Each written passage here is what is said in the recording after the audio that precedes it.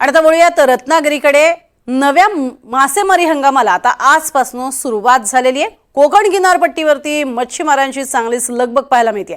आजपासून मासेमारीच्या नवीन हंगामाला सुरुवात झाली आहे, त्यामुळे कोकण किनारपट्टीवरती मोठ्या संख्येने हे मच्छीमार दाखल झालेले आहेत। 14,000 मासेमारी नौका या ठिकाणी आहेत आणि रत्नागिरी जिल्ह्यातच जवळपास 2,500 नौका आहेत।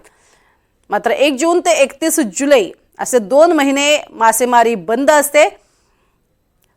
माशांचा हा प्रजनन कालावधी असतो आणि त्यामुळेच 2 महिने मासेमारीवरती पूर्णपणे बंदी घातलेली असते। आता 1 ऑगस्ट पासून म्हणजे आजपासून यांत्रिक मासेमारी पुन्हा सुरू होतीये, त्यामुळे आजपासून पुन्हा सर्वच बंदरांवरती मच्छीमारांची लगबग पाहायला मिळते। अनेकांनी नौकांची पूजा केलेली आहे, मात्र समुद्रातील वादळी परिस्थिती कायम आहे, त्यामुळे पूर्ण क्षमतेने मासेमारी हंगाम सुरू होण्यास थोडासा अटकाव निर्माण झालेला आहे।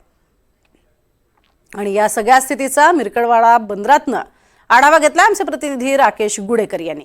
गेले 2 महिने बंद असलेली मासेमारी आजपासून पुन्हा एकदा सुरू होते, त्यामुळे मच्छीमार जो आहे तो दर्यावर स्वार होण्यासाठी सज्ज झालेला आहे। अनेक नौका मालकांनी आपल्या नौका ज्या आहेत त्या समुद्रामध्ये काढलेल्या आहेत। आपण पाहू शकतो या काही नौकांची पूजा देखील मच्छीमारांनी केलेली आपल्याला पाहायला मिळते।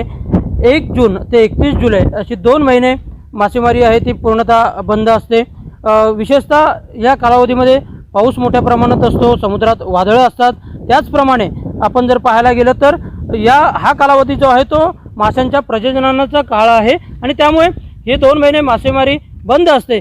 पण आता पुन्हा एकदा 1 ऑगस्टपासून यांत्रिक आणि बिगर यांत्रिकी ज्या नौका आहेत त्या मासेमारीसाठी सज्ज झालेल्या आहेत आणि त्यासाठी मच्छीमार जे आहेत त्यांची देखील लगबग या ठिकाणी असलेली आपल्याला पाहायला मिळते। अनेक मच्छीमार जे आहेत ती जाळी सोडवण्याचं काम देखील करताना पाहायला मिळतात। आपण सध्या आहोत ते रत्नागिरीतल्या मिरकडवाडा या बंदरामध्ये आहोत आणि या ठिकाणची सर्व स्थिती पाहतोय।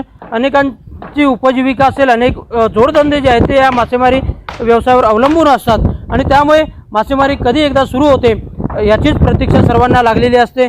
आज जरी हंगाम सुरू होत असला तरी मात्र पावसाची शक्यता आहे, पावसाची चिन्ह देखील आहेत, त्यामुळे त्या वादळ सदृश स्थिती देखील समुद्रात आहे। त्यामुळे आज नेमक्या किती नौका समुद्रात मासेमारीसाठी जातात हे पाहणं महत्त्वाचं आहे। पण एकूणच आज मासेमारी सुरू होत असल्याने मच्छीमारांची लगबग सर्वच ठिकाणी आपल्याला पाहायला मिळते।